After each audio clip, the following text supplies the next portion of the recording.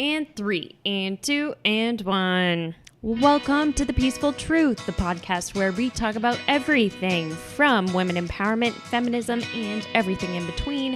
You are joined by your co-hosts, Kenzie and Meghan and Megan Howard. Welcome back, ladies and feminist fellas. What's up, Ken? Not much. What's up with you? I decided not to wash my face the entire weekend. Why? Because I was lazy. And now I have a nice little zit coming up. Oh my God, I have like one right there too. You can't see it because I'm wearing a lot of foundation. I'm just so mad at myself. Like, why did I do that? I don't know, girlfriend. I was so lazy. If I at all feel greasy at all, I'm like immediately get in the shower. Oh my gosh, it feels so good to wash the face. You feel so much better about life. You feel like you're conquering life when you wash your face. I got one of those things that are like the electronic scrubbers for your face on my birthday this year. Clarisonic? Yeah. Do you love it? Yeah, I'm not a very consistent user, so I can't tell if it's helping my skin. I think that it's really good, actually. So you should probably do it. And I should probably just wash my face every night, like my mom taught me how to do. Mm-hmm. I have to, or I can't sleep. The only time I don't is like if I'm really exhausted and I wake up on the couch at like 3 a.m. after falling asleep watching TV, and I'm like, bleh. Yeah, for sure. We need to follow, we are now following this girl on Instagram. She wrote a book that I really want to read. It's called Girl, Wash Your Face. And it's not just about washing your face, but it's about female empowerment. She's a mom to 3 boys and 1 girl. The 3 boys are biological children, and then the girl they just adopted, she's like 11 months. And so I am already obsessed with her.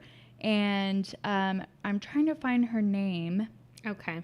But, her name is Rachel Hollis. Rachel Hollis. And she is actually married to, I want to say, a director. And so she was at the Oscars last night. Oh, girl. And I was watching every single video she was putting out there. And so anybody, go follow Rachel Hollis and go get her book, Girl, Wash Your Face. That sounds funny. I know. Have you even really watched it yet? I haven't read the book, but I'm obsessed. I mean, her Instagram is on point. She's truthful. She's honest. She's just good. So I really like her. That's awesome. That's legit. So how was your week? I actually did a lot of budget planning for the wedding. So a good 6 hours, Excel sheets, all that stuff. And then this morning, I went to the orthodontist for my Invisalign, and they had to shave my teeth. Ow. Did that hurt? It was so weird. It was like... And that smell. Imagine... Don't you hate that smell of teeth? Yes. Ugh. And the taste. If we're going to get technical. God, gross. We're gross right now. So imagine taking like a nail file, like a hardcore nail file, and then filing it between your teeth. And that's what it smells like too, actually. Yeah, the smell and the taste. So that was my morning. Sexy. But my teeth are so close together that they need more room to move and to straighten. And so they had to file them down. Will they be fully straight by the wedding? Yes. Oh my God. They'll be fully straight by November of this year. That's so exciting. Mm-hmm. Much excitement. I am officially moving this week. Yeah, girl. I'm not going to say where, but I'm moving from the burbs to somewhere in the Seattle immediate area. So now it'll take me so quickly to get to your house. Yes. And I can't wait. Me neither. I'm so excited for you. Thank you. I'm super pumped. So, yeah. Okay. What are we talking about today? Well, we're just at first talking about random stuff. You wanted to talk about the Oscars. I wanted to talk about the Oscars because they were on last night, so it's relevant in the media. And although you did mention that it was the lowest rating of watch, like it's the lowest watch, and I just saw that on one article, so who knows if that's even accurate. So, but it was a lot about women being powerful and making snide comments about what's going on in Hollywood. So a couple of them, one of my personal favorites was when Emma Stone delivered a really big burn when she was presenting the Best Director category. So this is the quote that Emma Stone started off with. "It is the vision of the director that takes an ordinary movie and turns it into a work of art. These 4 men and Greta Gerwig created their own masterpieces this year. So Greta Gerwig was the only woman and the other 4 were men. Oh, she only said her name. That's awesome. So that was a nice little I burn. did see that movie, the one you're about to talk about. I finally saw 3 billboards outside Ebbing, Missouri. It was a dark movie. I know, but it was so good. You want to hear how I watched it? Yes. I forgot my headphones on the airplane. So I feel like it made it way less dramatic, only reading subtitles. You just read subtitles for like 3 hours straight? Yeah. Oh my God, that sounds terrible. Did you like it at all? Yeah, I was reading the whole time. Yeah, it's like you're reading a book and watching at the same time. I know. It's a good movie. It's really dark. I know, but it didn't seem as dark because you can hear, no ominous tones. Oh, yeah, there was no music. There was no anything. Yeah, it makes it like a little more light. Yeah, it's a good movie though. So the mom won for Best Actress. Yeah, she was really good, even without sound. Without hearing her voice, she was still really good. Grade A. So she won for Best Actress. Her name is Frances McDormand, and she took the stage to receive her award, and after thanking her family, she asked all of the other female nominees to stand up, not just for her category, just all female nominees. She was saying, and then she said something funny like, Meryl, if you do it, everybody will do it. She was talking about Meryl Streep. So she was like, Meryl, stand up. If you stand up, everybody else will. And then it was true. As soon as Meryl stood up, then, everybody from director to actresses to screenplay writers to musicians, any woman that was nominated stood up. And it was just really cool to see, like, the other women were, like, waving at each other. Some had tears in their eyes and, like, blowing each other kisses. And so it was just really empowering to see. It is a good year for the ladies. Well, good and bad, but it's good that we're uniting. Yes. So she then urged producers to back their projects, back the women's projects, and then wound up her speech by saying, I have 2 words to leave with you tonight. Inclusion writer. Awesome. Yep. So that was big. And then let's see. Another really good quote was from Greta Gerwig, the woman who was up for Director of the Year. Did she win? She didn't win. But she wrote and made her solo directorial debut. So this was the first time that she was a director and she was nominated. So in the past, she's been an actress and a writer and that kind of thing. Wow. But so she directed Lady Bird, which, have you seen it? No. You've got to see it. It is so good. It was my favorite. I didn't see a lot of movies this year. That's okay. Whenever they come to Amazon, watch them. So she was presenting the Oscar for the Best Documentary Feature. And her quote is, we live in a time when now more than ever, all of us need to understand the importance of what is real, what is important, and what is fact. So just calling it out for what it is. True. So I enjoyed the Oscars. I hope other people did too. And yeah, it was a lot of jabs and female empowerment. Go ladies. Okay, so what else did you want to talk about today? Well, today we are talking about sexuality, the taboo topic in society. Yeah, do you want to kick things off? Yeah, so I just kind of jotted down general topics that I wanted to touch on. So, and I kind of just glanced at your notes, so it actually applies to some of them. But my first thing is that overall, I feel like in society, in the past, and I'm not trying to be offensive, I'm just trying to be real, but in society, sexuality is in general considered, I feel like, a sin. Mm-hmm. Whether that be, there's several religions, not just one, that think it's a sin.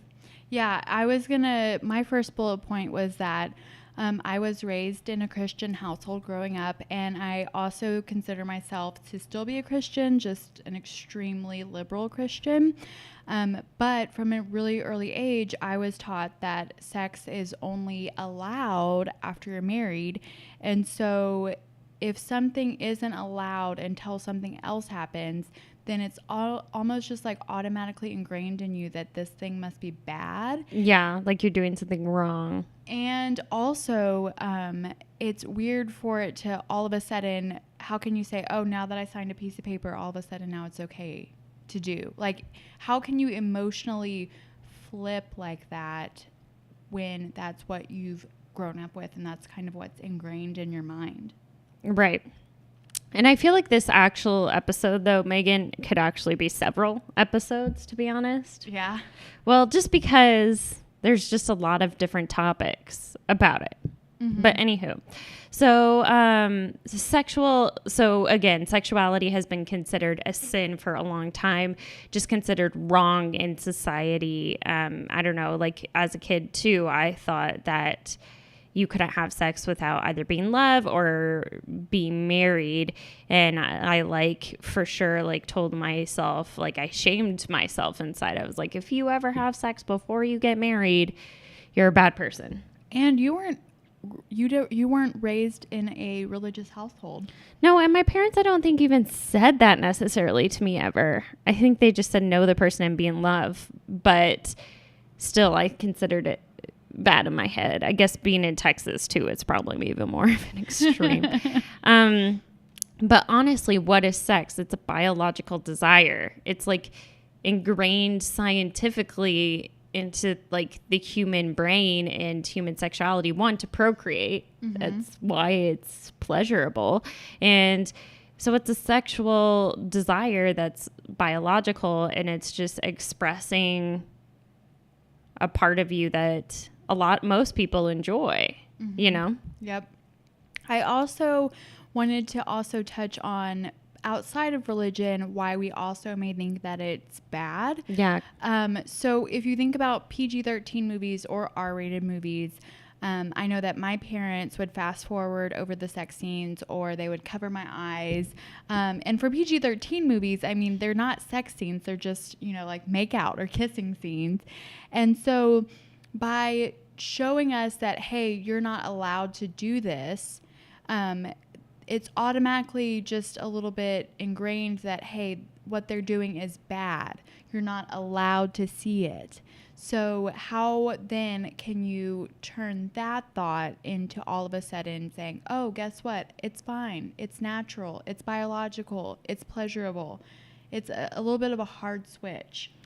Right. And I get it. Like, you don't want kids to, like, there is dangers with sex. There definitely is. You can get diseases. Some of them are curable, but you can still get diseases. You can also get pregnant before you're ready, which is a financial hindrance, and also personally sometimes a hindrance. Sometimes it's wonderful and a blessing. But sometimes it can be really hard on people. And so I think that something we need to stress is just education. Mm-hmm. Like telling kids clearly doesn't necessarily work by just saying sex is bad before marriage, and like saying, I'm forgetting the word, what, celibacy or what? Abstinence. So being like abstinent is going to like stop kids from having sex. No, I don't feel like anything's going to stop people from having sex because it's biological, mm-hmm. a biological desire. So in my opinion, the better thing is to give out condoms, teach people how to use condoms, because one, that protects some sexual diseases, and then educating people about sexual diseases and having mature talks. I think what's even hard in dating is sitting down and having a mature talk of being like, have you like looked at stuff and all that sort of a thing. And you know what I mean? Yeah. I was also going to say that actually my therapist that I was seeing for a couple of years in Washington, she was saying that for kids, if there's two families, one family where sex, gender, penises, vaginas, sexuality isn't talked about, versus a family where those are talked about and discussed in a mature manner, those kids grew up really differently, and how they perceive sex and sexuality is extremely differently. between the two families. And so I think that this also proves the point of having those conversations with your kids and having and discussing it.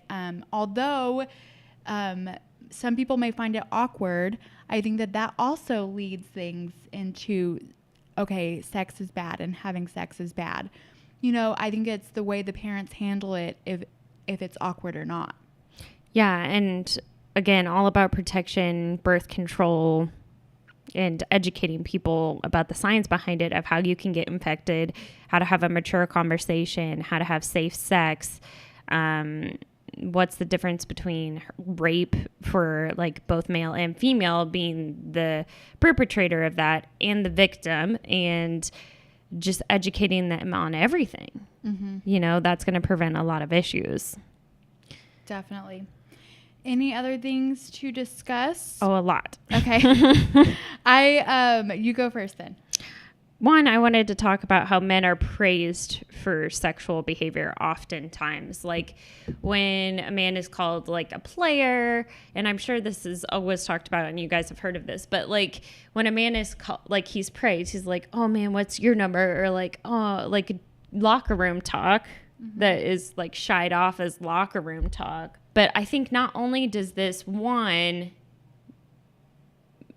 only let one gender celebrate sex, and two, I think that only men being praised for this like sexual behavior, and I don't even know if people should be praised in general for sex, or it should just be like a common thing, like, oh, okay, this happens, or maybe it should be celebrated. I haven't thought about it like that. But anyway, I think that only men being praised in this locker room talk and the way they talk about it, and how it's stereotypically talked about, just perpetuates this whole sexual harassment and assault behavior.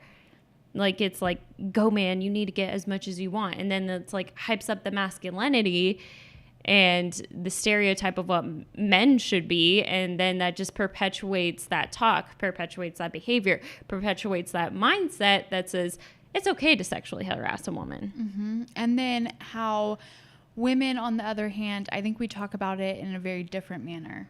Right. Like women are called hoes, sluts, whores.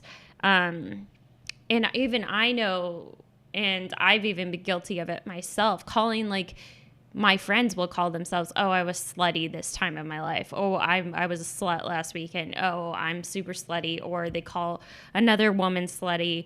And like, but if you made that decision, you wanted to have sex during that time, why shouldn't we be celebrated for that like men are? And two, like, why is it considered slutty to express what's a biological desire and what's something that you really wanted to do? Like, and you thought you were going to have fun doing, like, why don't you just be prideful at that? Like, why, if you were smart, if you talked with them, and even if you didn't, like, why are you shamed? If there were two consensual adults in this situation, then why should you be shamed? Yeah. Yeah, I agree completely.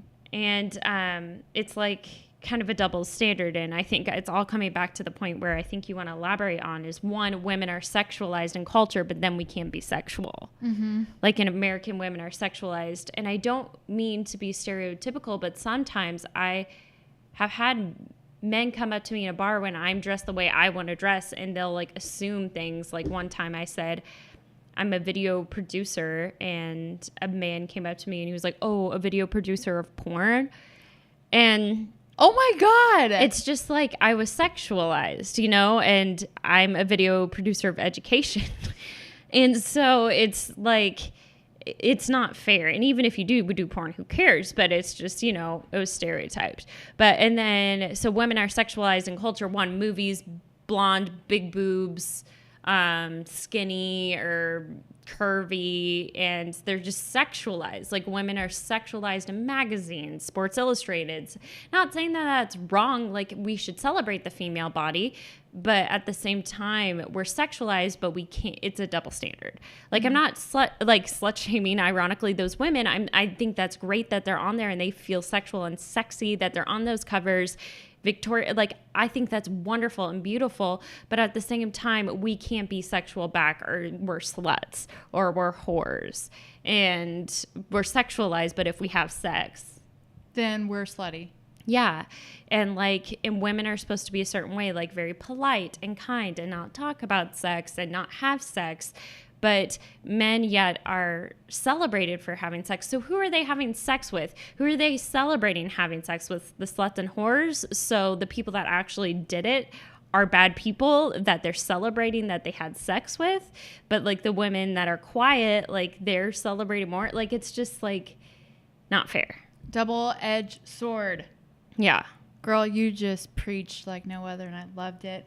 What were you going to say about women being like sexualized, and also it's a double standard? Were you going to say anything else? I guess just thinking about, I never thought of it that way in terms of, okay, take a beautiful model on the cover of Victoria's Secret or, Playboy. So we can celebrate them and celebrate their beauty and their figures and men and their bodies, but then stare at them and do things like.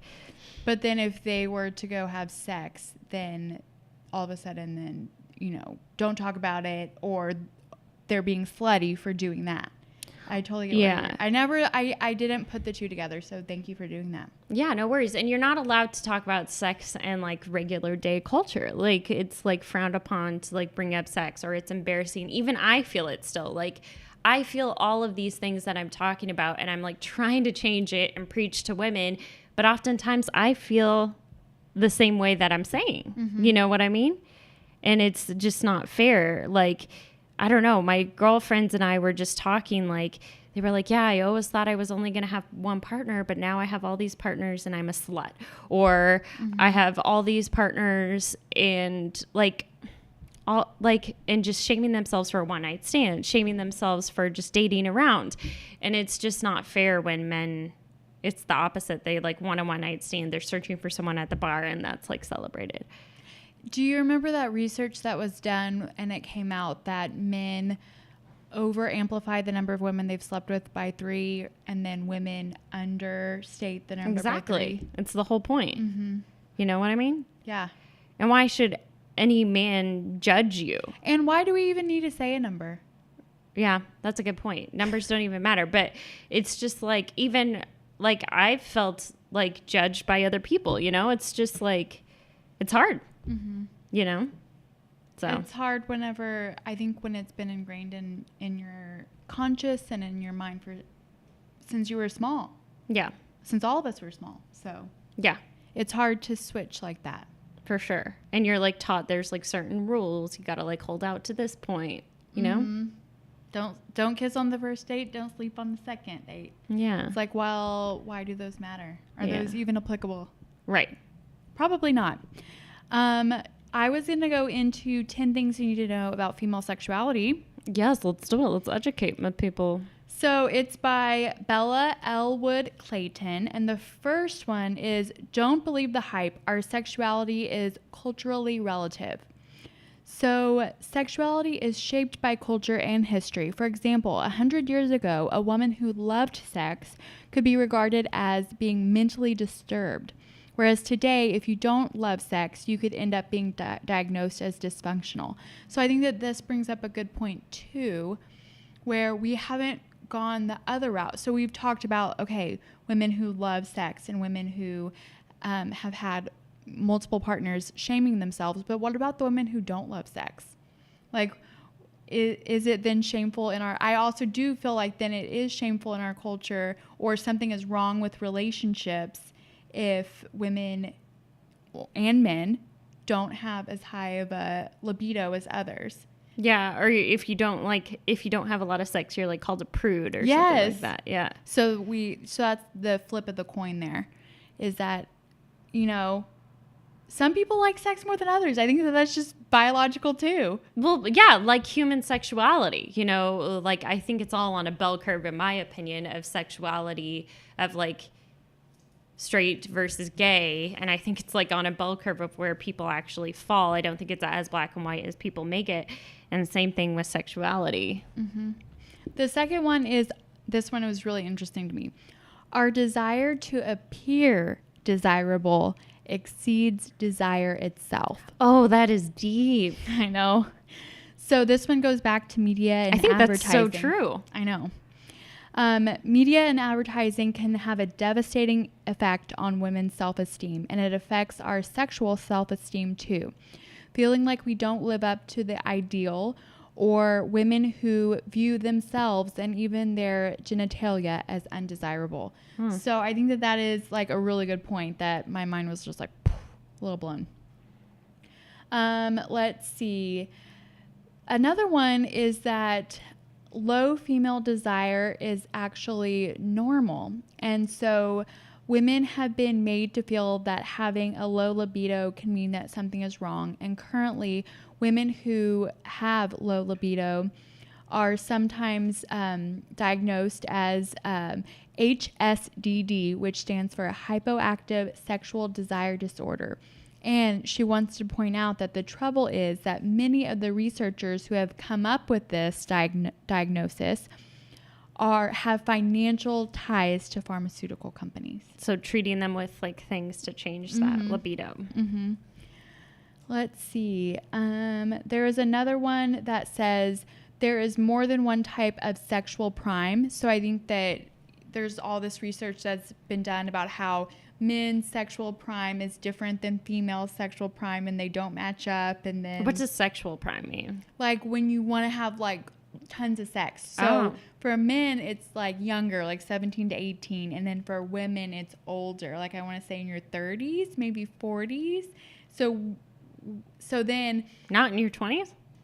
I don't know. I could be off, but I know that in men, it's like, I want to say significantly younger than women when women hit their prime.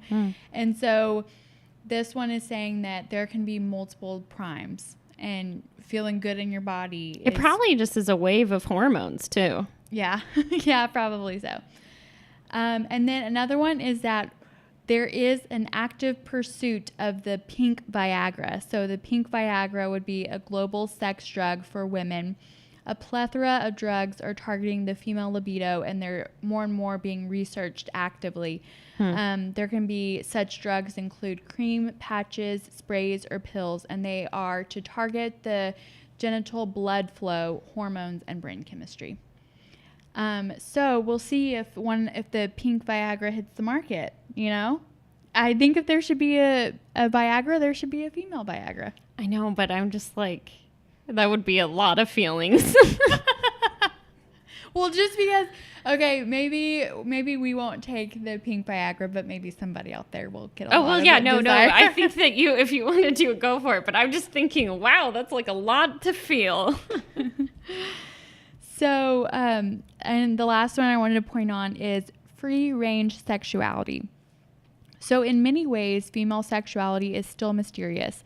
And since scientists can't agree about what woman's sexual response is, what constitutes female sexual dysfunction, or if women even have a sexual peak, it is unrealistic to expect us to have a similar sex drive. So it's kind of just like, hey, guess what? Female sexuality, scientifically, maybe we don't know anything about. Emotionally and physically and how pleasurable we find it, I feel like that is a case-by-case and woman-by-woman basis. But scientifically as a whole, it seems to be a bit of a mystery. Very mysterious, ladies. Yes. Very mysterious.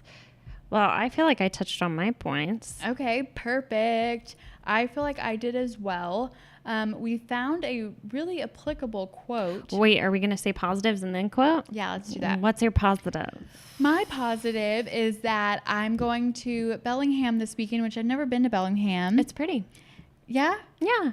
We're going to a brewery. It's really pretty. Oh, fun. Yeah, so hopefully the weather's nice, and meeting Dez's family up there. It was his birthday on Saturday. And Happy birthday, Desmond. So we're going to go meet his family and have some drinks and just hang out and have a good time. What's your good thing? Moving in, of course. Of course.